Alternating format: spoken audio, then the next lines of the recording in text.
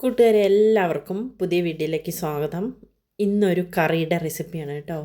ഒരു വെറൈറ്റി ആയിട്ടുള്ളൊരു കറിയാണ്. തേങ്ങയൊന്നും അരച്ച സമയം കളയണ്ട, സിമ്പിളാണ്. നമ്മളെ കയ്യിലുള്ള എല്ലാ പച്ചക്കറിയുടെയും കുഞ്ഞു കുഞ്ഞു പീസസ് വെച്ച് ഒരടിപൊളി കറിയാണ് കേട്ടോ. വെറൈറ്റിയാണ്. പാലക്കാടിൻ്റെ സ്പെഷ്യലായിട്ടുള്ള വന്നിക്കറിയാണ്. സദ്യകളിലൊക്കെ പച്ചക്കറിയൊക്കെ ബാക്കി വരുമ്പോൾ അതിൻ്റെ പീസസ് എല്ലാം ചേർത്ത് ഒരു സൈഡ് ഡിഷായിട്ട് ഉണ്ടാക്കുന്ന കറിയാണ് ഇത്രേ. ഹെൽത്തിയാണ്. വെജിറ്റേറിയൻസിനെല്ലാം നല്ല ഇഷ്ടപ്പെടും. എല്ലാവരും വീഡിയോ ഫുള്ളായിട്ടൊന്ന് കണ്ടിട്ട് അഭിപ്രായം പറയൂ. ഞാനിവിടെ കുറച്ച് മത്തങ്ങ പീസും കുമ്പളങ്ങയുടെയും വെള്ളരിക്കയും ഒരു കുഞ്ഞു കഷ്ണം കായയും ക്യാരറ്റുമാണ് ബാക്കി വന്നത്. അതെടുത്തിട്ടാണ് ചെയ്യുന്നത് കേട്ടോ. മത്തങ്ങയുടെ ഉള്ളിലുള്ള കുരുക്കളെല്ലാം ഒന്ന് മാറ്റി വെച്ചതാണ്. കഴുകി ഉണക്കിയിട്ട് നമുക്കതൊന്ന് വറുത്ത് കഴിക്കാം. ഇതൊക്കെ ഓൺലൈനിൽ നമ്മൾ വില കൊടുത്ത് വാങ്ങിക്കുന്നതല്ലേ. വളരെ ഹെൽത്തിയാണല്ലോ മത്തങ്ങക്കുരു, എല്ലാവർക്കും അറിയാം.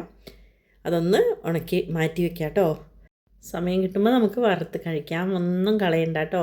ഇനി നമുക്ക് നമ്മളെ ആവശ്യത്തിനുള്ള പച്ചക്കറികളെല്ലാം തോലൊക്കെ കളഞ്ഞ് കഴുകി വൃത്തിയാക്കിയിട്ട് ഒന്ന് ചെറുതായിട്ട് കട്ട് ചെയ്തെടുക്കാം. നമ്മളെ കയ്യിലുള്ള ഏത് പച്ചക്കറി വേണമെങ്കിലും ചേർക്കാമെന്നാണ് കേട്ടോ ഈ കറിക്ക് പറയപ്പെടുന്നത്. ഈ കഷ്ണങ്ങളെല്ലാം കഴുകിയതിന് ശേഷം ഒരു ചട്ടിയിലേക്ക് ഇട്ട് കൊടുത്ത് നമുക്കിതൊന്ന് വേവിച്ചെടുക്കണം. എരിവിന് പച്ചമുളകാണ് ചേർക്കുന്നത്, മുളക് പൊടിയൊന്നും ചേർക്കണ്ട. എരിവിന് ആവശ്യത്തിനുള്ള പച്ചമുളക് ചേർത്തു.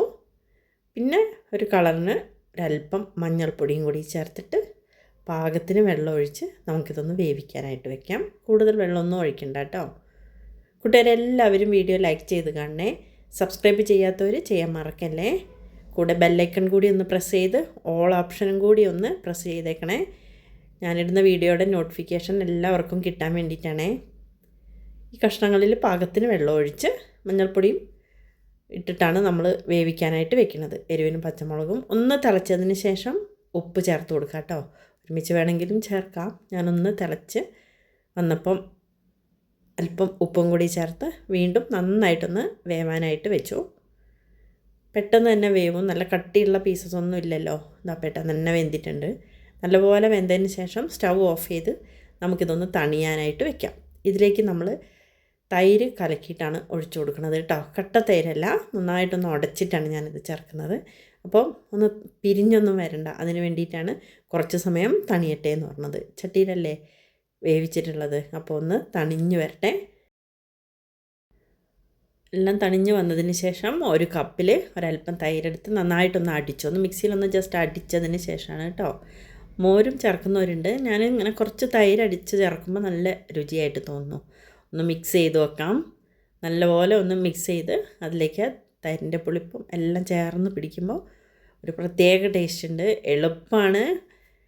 പച്ചക്കറികളധികം ചീഞ്ഞൊന്നും പോവില്ല. ഇതേപോലെ സിമ്പിളായിട്ടുള്ളൊരു കറി നമുക്ക് തയ്യാറാക്കിയെടുക്കാം. ഇനി ഇത് വറുത്തൊന്നിടുന്ന ആവശ്യമില്ല കേട്ടോ.